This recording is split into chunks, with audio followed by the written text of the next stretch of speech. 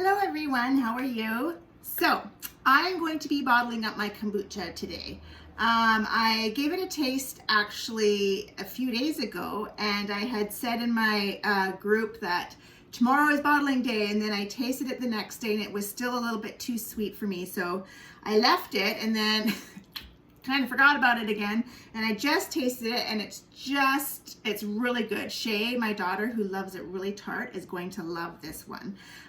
So the first thing you do, so you just want to give it a taste. You just keep tasting it, probably about after 4 or 5 days, and just see. In the winter, sometimes it takes a little bit longer because it's colder out, and so the colder temperatures just make it brew a little bit slower.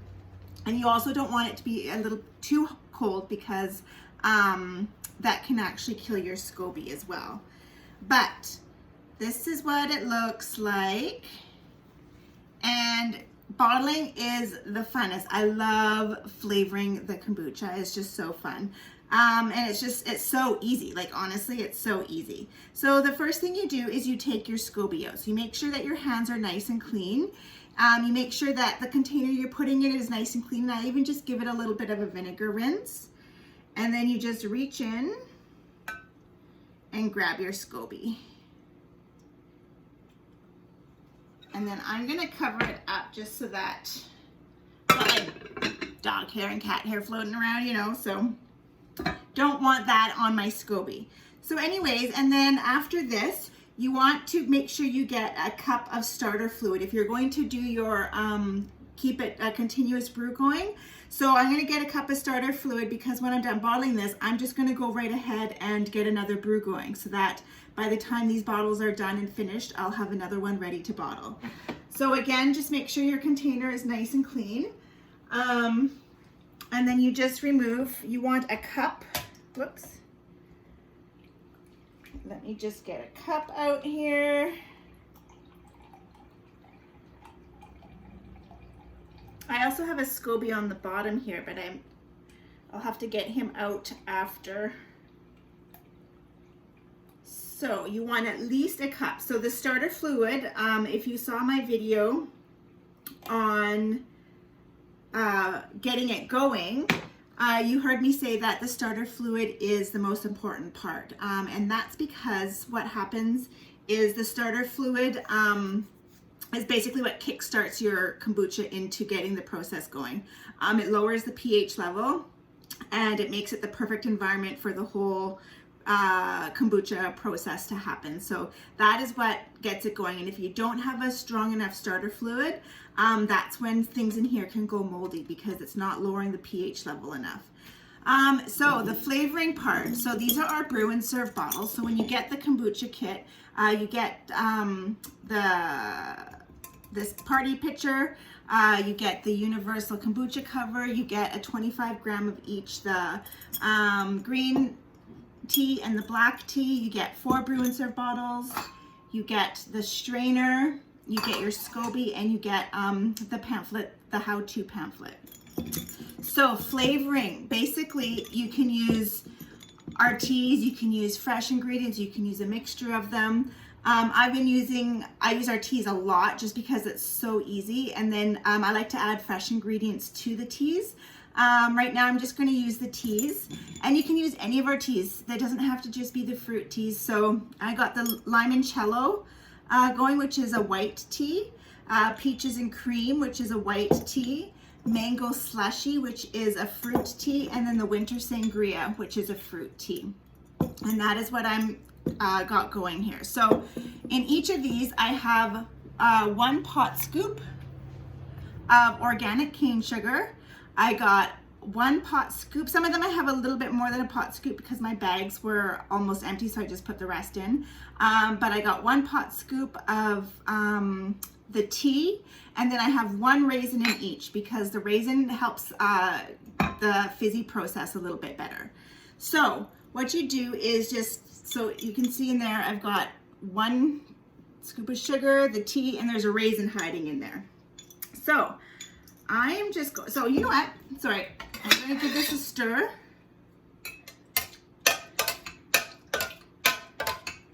So you'll see that there's all kinds of Oh, wait, there's my SCOBY. I can grab it now. Come here, you. So he's gonna go in here as well. Now I can give it a good stir. So you'll see there's things floating around in there. That's yeast, and that's why I'm stirring it up, because you want the yeast all through it. The yeast, it's good yeast. That's the good yeast that you want in your body. So I'm just stirring that up a little bit so that it goes all through. And then I'm going to put a little bit of kombucha in my bottle. And then what I'm going to do is I'm going to give it a swish, because I want all that sugar to be incorporated into there so that it doesn't just sit on the bottom. And then I'm going to continue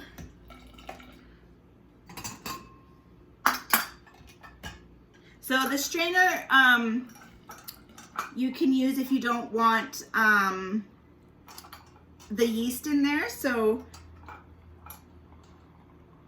if you don't want the big chunks of yeast in there, or sometimes you get a SCOBY that comes through and goes down there.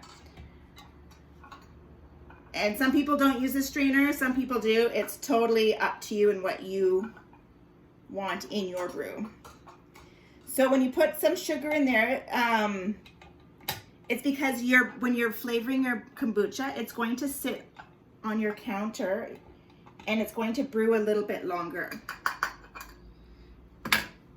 So you want it to be filled right up with just a tiny bit of space up here, because that also helps with the fizzy process.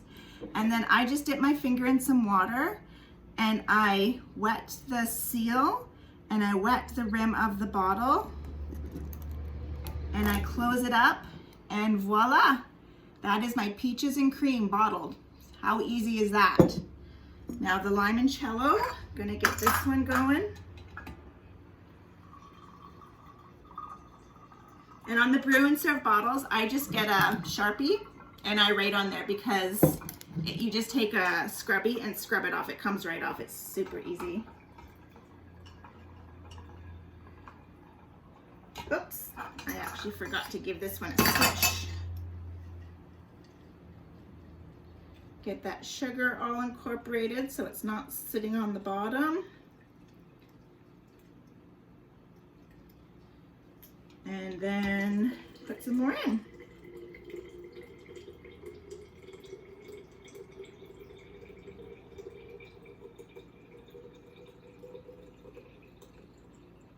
And like I said, you want to make sure you get it right up the neck, because that's what helps with the fizz. So see, it's right up to the neck. Dip your finger in some water, wet the seal, wet this part. Voila, that's my limoncello. Limoncello, by the way, is so good as a kombucha. So yummy. Anyways, and then you just keep that process going, and then when you're done emptying this, give it a good rinse, give it a wash out. I give it another little bit of a vinegar rinse, and then you start the process again. You fill it with water, you get your sweet tea mixed up, and then you add that, you add your SCOBY, you add your starter fluid, and boom, you're done. You got another one going. So easy and fun. So anyways, I'm going to sign off here because you don't need to see me fill all the bottles. That'll just get long and boring. But I just wanted to show you how easy it was for the bottling process and to flavor it. And it's like, this part is my favorite. I love flavoring it. And like I said, sometimes I use just the teas. Sometimes I don't. Yes, I have used just fruit. I was going to say, I don't think I have used just fruit, but I have used just fruit before. And quite often I mix tea and fresh ingredients, including like lemon balm leaves and basil leaves and stuff like that. In the summer, I was doing all kinds of that from my herb garden. So anyways, you guys, have a great day, and I will chat with you later.